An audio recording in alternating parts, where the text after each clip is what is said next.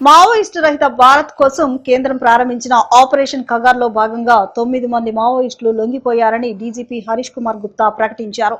కేంద్ర కమిటీలో ఏపీ నుంచి మిగిలిన చెల్లూరి నారాయణరావు సహా పలువురు కీలక నాయకులు లొంగిపోయారని ఆయన తెలిపారు. వారి నుంచి పెద్ద ఎత్తున ఆయుధాలను స్వాధీనం చేసుకున్నామన్నారు.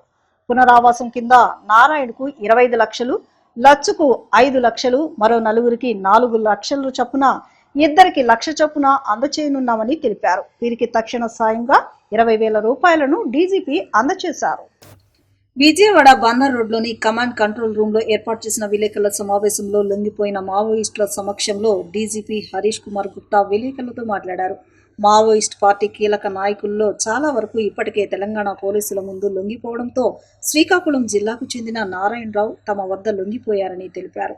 నారాయణరావుతో పాటు మరో కీలకమైన కర్తం లచ్చు, పోడియం రాజే, మచ్చిక మాస, మడవి జోగి, కర్తం ఆడామే, మాదివి ఆడామ, ముచ్చిక లక్ష్మణ్, కడితి హర్రే కూడా లొంగిపోయారని వివరించారు. వీరిలో నారాయణరావు అలియాస్ సురేష్ 1980 నుంచి మావోయిస్టు పార్టీలో కీలకంగా వ్యవహరించారని తెలిపారు. వీరిలో నారాయణరావుకు 25 లక్షలు, లచ్చుకు 5 లక్షలు, మరో నలుగురికి 4 లక్షల రూపాయల చొప్పున, ఇద్దరికి 1 లక్ష చొప్పున పునరావాస సాయాన్ని డీజీపీ ప్రకటించారు. అందులో 20,000 రూపాయలను తక్షణ సాయంగా ఆయన అందజేశారు. కేంద్రం ప్రారంభించిన ఆపరేషన్ కగార్కు స్పందించిన వీరు స్వచ్ఛందంగా లొంగిపోయారని తెలిపారు.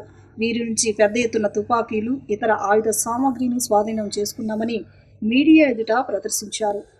మీ అందరికీ తెలిసిన విషయం, సెంట్రల్ గవర్నమెంట్ ఒక ప్రామిస్ చేశారు, 31 మార్చ్ లోపల ఇది మొత్తం ఒక కన్క్లూజన్కి, ఒక ఎండ్కి తీసుకొస్తాము.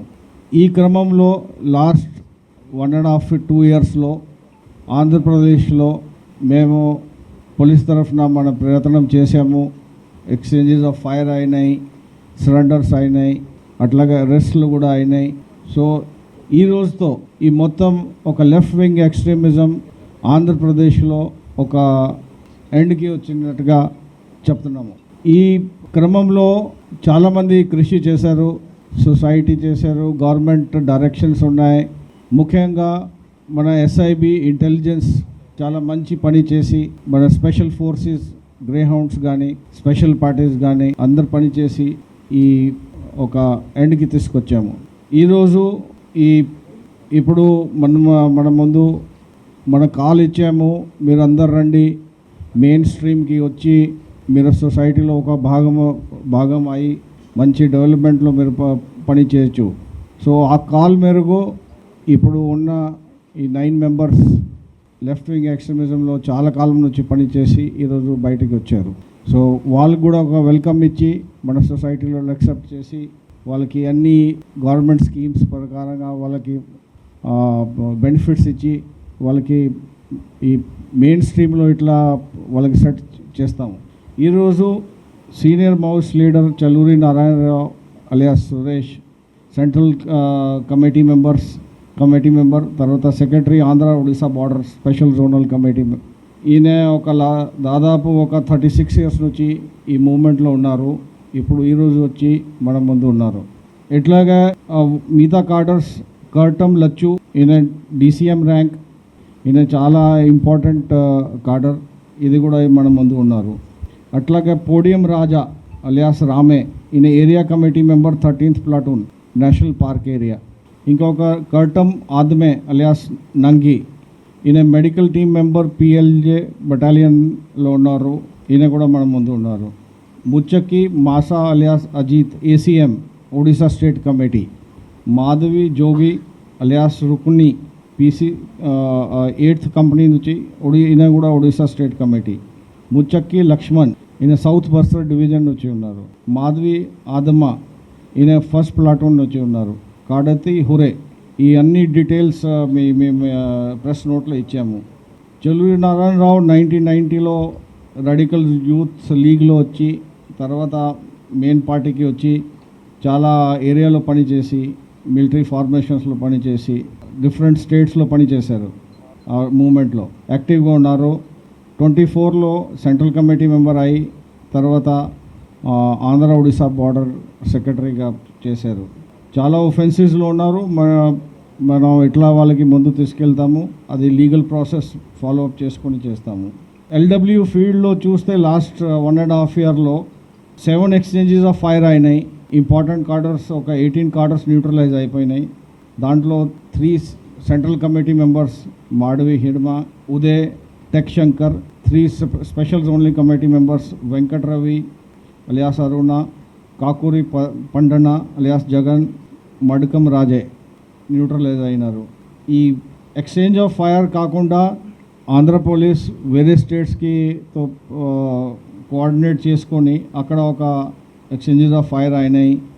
ముఖ్యంగా ఇంటెలిజెన్స్ ఎస్ఐబి బాగా దాంట్లో రోల్ ప్లే చేసింది. దాంట్లో 2 CCMs, తర్వాత ఇంకా ఒక 10 అదర్ ఇంపార్టెంట్ కార్డర్స్ కూడా న్యూట్రలైజ్ అయినాయి.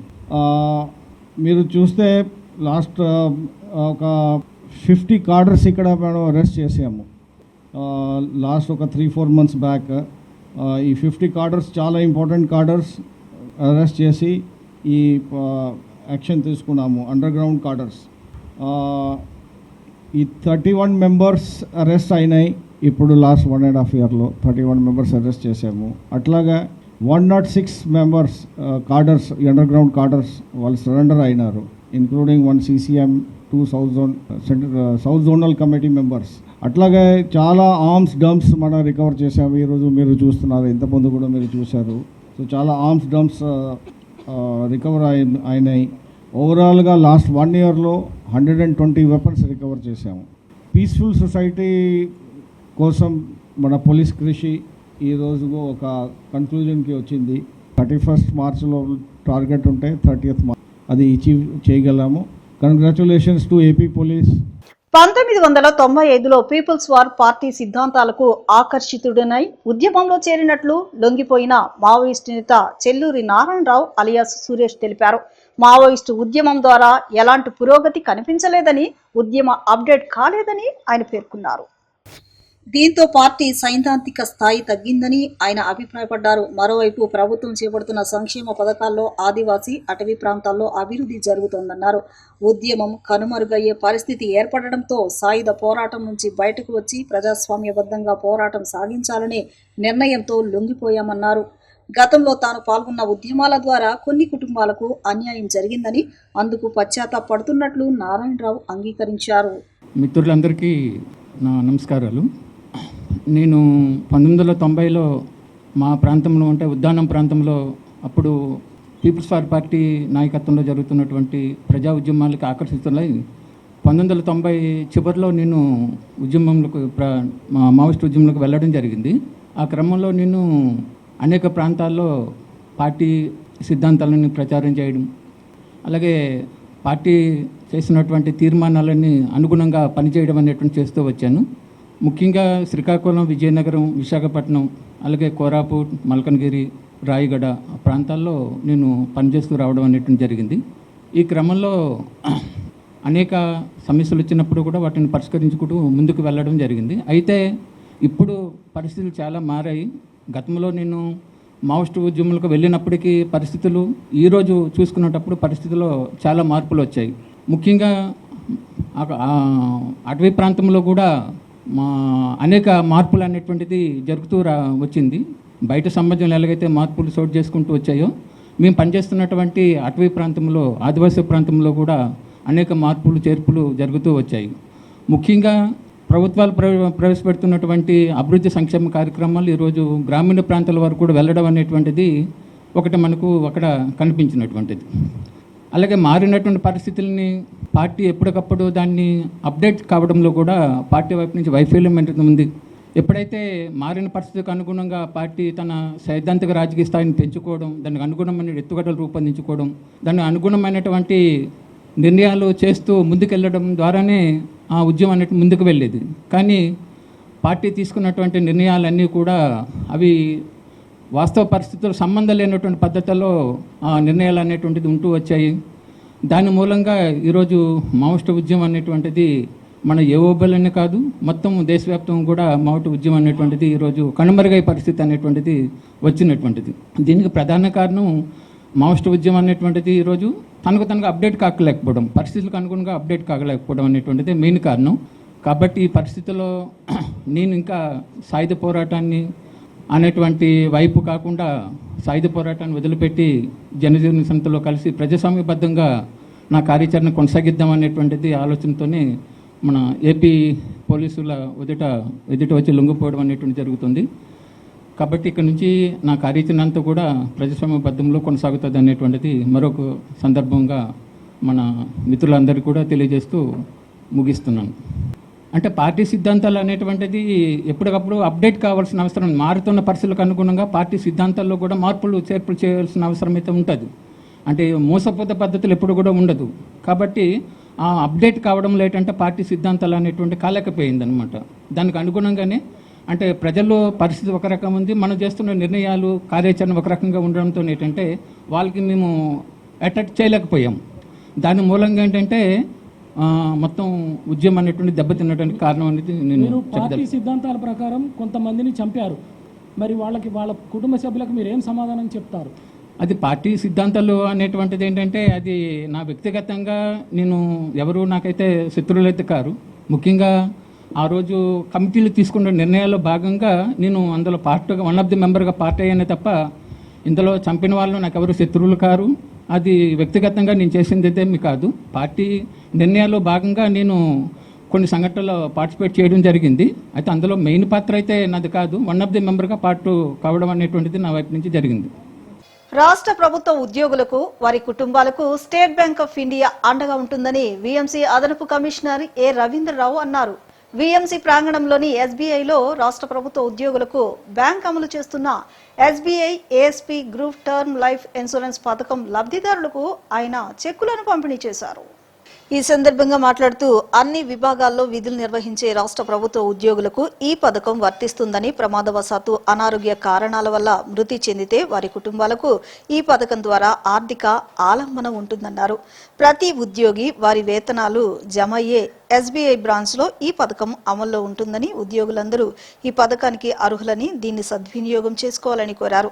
అనంతరం వీఎంసీలో విధులు నిర్వహిస్తూ మృతి చెందిన 5 పబ్లిక్ హెల్త్ వర్కర్స్, ఒక శానిటరీ ఇన్స్పెక్టర్, ఒక శానిటరీ మేస్త్రి కుటుంబ సభ్యులకు వారి బీమా పరిహారపు చెక్కులను అందజేశారు.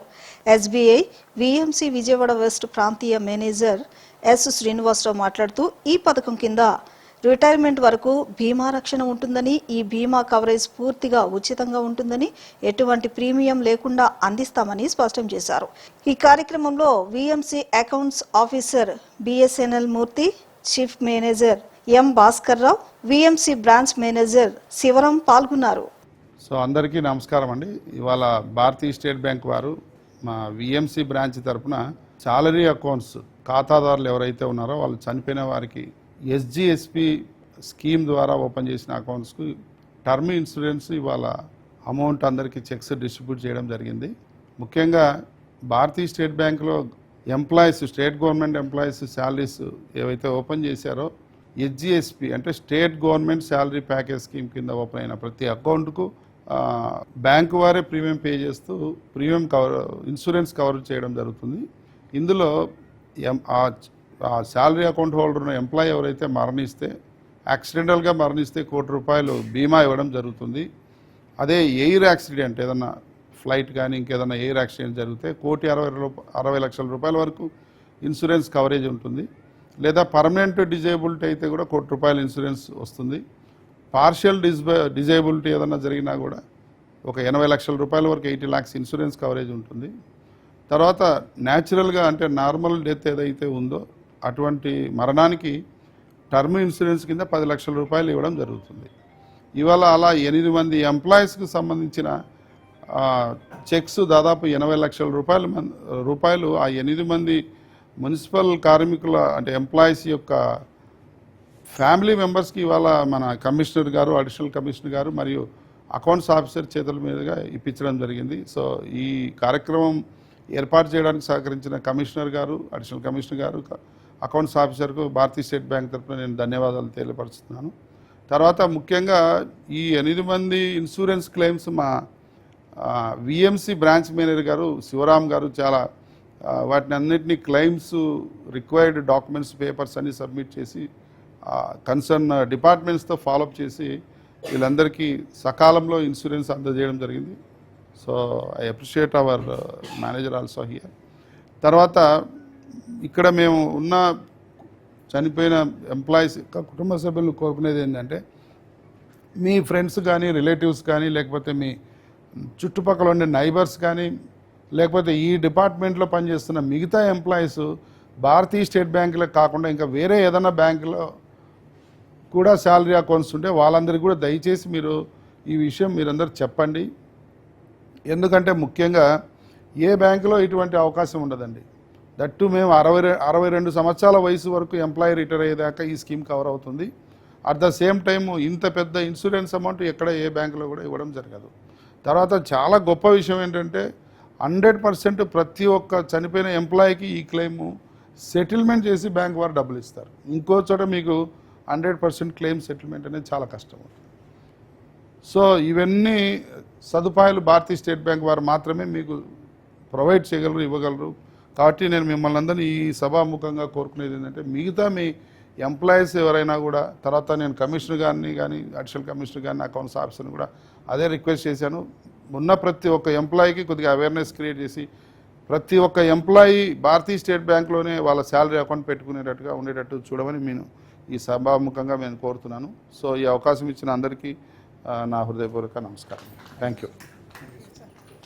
ఇప్పుడు చిన్న విరామం తీసుకుందాం.